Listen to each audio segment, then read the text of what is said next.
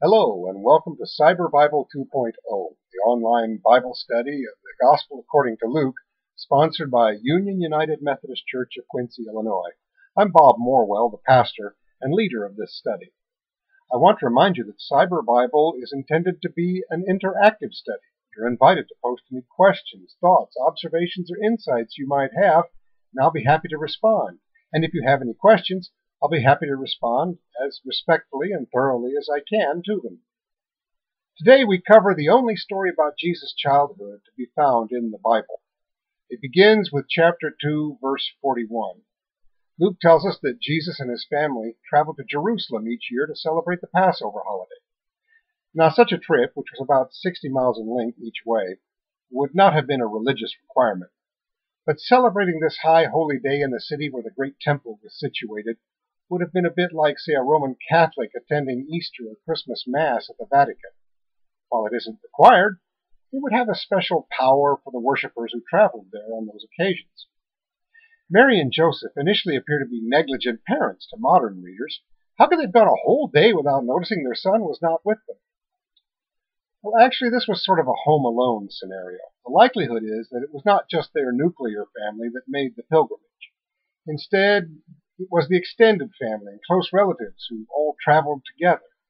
One's aunts, uncles, grandparents, cousins, and neighbors would caravan together, and the children would easily mingle among all these groups together. Thus, it would be much easier for his parents to assume that young Jesus was walking and playing with relatives and friends who were all traveling in this large group. Eventually, though, it becomes clear that Jesus isn't with any of these people, and his parents frantically begin to search for him and rush back to Jerusalem. There, after 3 days of searching, they find him with a group of scholars, for he's reportedly amazing them with his insights. His parents are furious. He seems unfazed. He is in his element and has pretty much lost track of everything else. He's puzzled by their sense of alarm. I'm reminded of the story of George Friedrich Handel, who wrote his colossal masterpiece, Messiah, in just 24 days. During this incredible outburst of inspired energy, his assistant called to him one day several times without receiving any response. Concerned, he entered the composer's room, where he found the exhausted man weeping, utterly consumed by what he had just done. He'd lost all track of time in the process. He held up the portion he had just composed and exclaimed, "I thought I saw the face of God." It was the Hallelujah chorus. There are moments when people find themselves almost outside of time and consumed by the feeling of God's Spirit moving through them. This may have been the case for young Jesus at such a moment. And let's face it, kids his age don't keep track of time anyway. Skeptics will pooh-pooh this story as an unrealistic attempt to present Jesus as some kind of young prodigy, but history has seen some children who possessed astounding genius.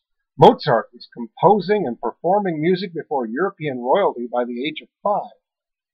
There are other stories that appear in books claiming to be Gospels, which the church did not endorse as authentic, that seem to present a young Jesus who's more like Harry Potter or even his nemesis Draco Malfoy. They contain accounts of a young Jesus doing things like making clay animals and breathing life into them, causing the deaths of some of his playmates and then restoring them to life, and withering the hand of a teacher who tried to spank him for being such a know-it-all.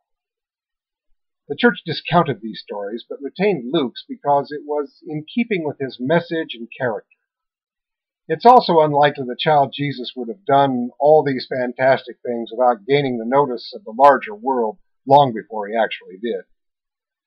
The adult Jesus did not use his abilities to hurt or punish people with whom he was angry or frustrated. He didn't do magic tricks, nor did he employ his abilities to perform for personal gain, power, or comfort. This was one of the extraordinary things about Jesus' life, its humbleness. He doesn't glow in the dark. He doesn't perform all sorts of godlike feats of mystical and magical power just to wow the crowds. And so far as we can tell, he lived a quiet, obscure, largely unnoticed and unexceptional life in a tiny burg in the hills of Galilee.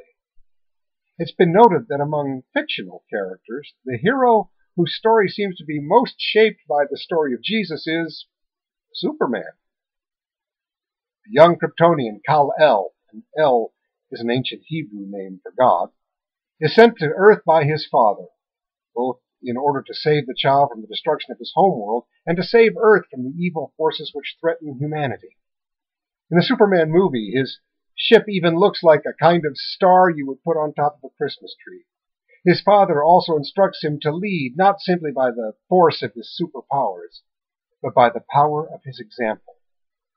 The child with godlike powers ends up in the care of an unassuming, seemingly unexceptional couple, the Kents, who teach him humility and compassion for others by example, reinforcing the message and commands of his father.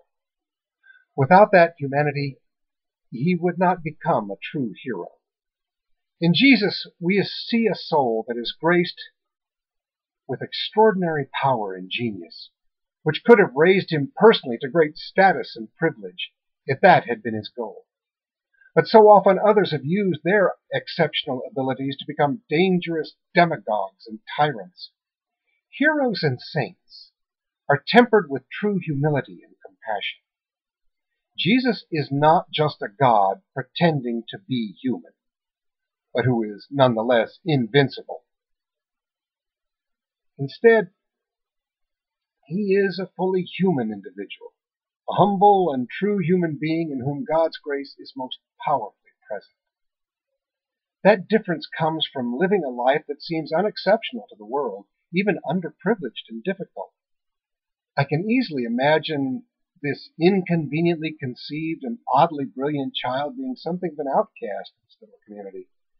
But even that could give him a heart for others who had been dismissed and disrespected, the very people to whom he would direct so much of his grace and hope in his ministry. Those obscure years can tell us something about Jesus in their silence. They tell us that God can be powerfully present in unlikely people, and we should also be humble enough to see that possibility in others. The folks of Nazareth would later find it hard to believe that a prophet, much less the Messiah, could possibly be in their little burg. They thought he was too plain and poor and unimportant to God and to the world. They thought the same about themselves, and thus blinded themselves to the superhero in their midst.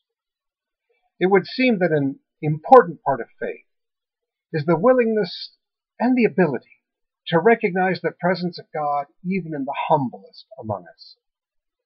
In our next installment of CyberBible 2.0, John the Baptist will re-enter the story all grown up, and Jesus goes public.